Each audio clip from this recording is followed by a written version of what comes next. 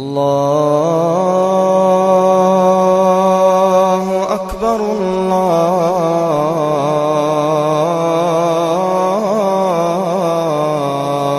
اکبر۔ میں تمام احباب سے ایک گزارش کروں گا کہ آنے والے دنوں میں انتہائی متحرک، فعال اور چوکنا رہنے کی ضرورت ہے۔ پاکستان میں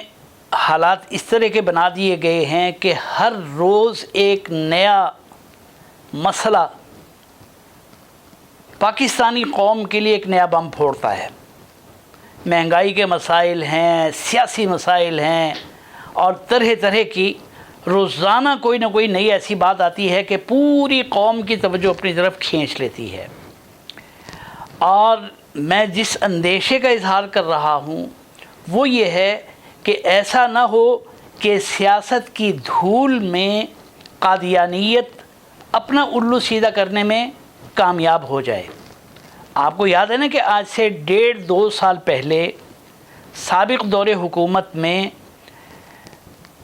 400 سے زیادہ ارکان اسمبلی کی آنکھوں میں دھول جھونک کر، یعنی وہ مسئلہ جو ان سے ڈسکس ہوتا رہا، وہ فائلیں جو سب کے پاس موجود تھیں، سب کی نظروں سے گزریں،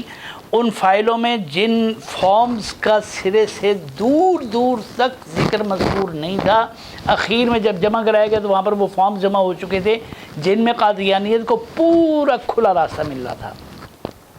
وہ تو اللہ بھلا کرے حافظ عبداللہ صاحب کا اور دوسرے ارکان اسمبلی کا کہ جنہوں نے اسمبلی میں بھی اور سینٹ میں بھی، حافظ صاحب نے یہ مسئلہ سینٹ میں اٹھایا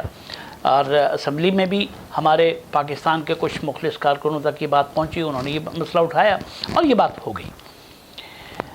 آج جب کہ ان کو فیسیلیٹیٹ کرنے کے اور بہت سے مناظر ہم دیکھ رہے ہیں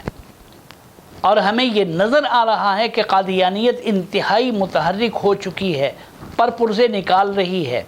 اور ان کو فیسیلیٹیٹ بھی کیا جا رہا ہے اور عالمی دباؤ ایک کریٹ کروایا جا رہا ہے۔ یہ بالکل ایسے جیسے خود بندہ راستہ، جیسے وکیل راستہ بتلاتے ہیں کہ تم یہ کر لو، تم یہ کر لو، تو بالکل اسی طرح عالمی دباؤ ڈلوایا جا رہا ہے۔ ایک ایسا قیدی جس کو 5 سال کی قید تھی، 3 سال کچھ مہینے کے بعد اس کو رہا کروا دیا گیا، رہا کروا کے امریکہ پہنچا دیا گیا، امریکہ پہنچا کے اسے واشنگٹن پہنچا دیا گیا، واشنگٹن پہنچا کے اسے صدر ٹرمپ کی ایک خصوصی میٹنگ میں اپنی شکایت، اور وہ بھی کسی ایک فرد یا مولوی کے خلاف نہیں، پاکستان اسٹیٹ کے خلاف وہ شکایت، اور عین اس موقع پر جس کے چند دن بعد پاکستان کا پرائم منسٹر وہاں جا رہا ہے۔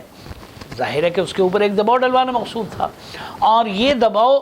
اب وہاں کے سرکاری اعلامیے کا حصہ بننے جا رہا ہے۔ تو یہ ساری باتیں دیکھنے کے بعد اب مسلمانان پاکستان کو بہت زیادہ چوکنا رہنا پڑے گا کہ کہیں رات کے اندھیرے میں یا یہ جو سیاسی گرد و غبار اٹھ رہا ہے، اس کی اوٹ میں کہیں مسلمانوں کے اوپر شبخون نہ مار دیا جائے، ہمارے ایمان کے اوپر شبخون نہ مار دیا جائے۔ اللہ پاک پاکستان کے مسلمانوں کو ہر بڑی آزمائش سے محفوظ فرمائے۔ اللہ اکبر اللہ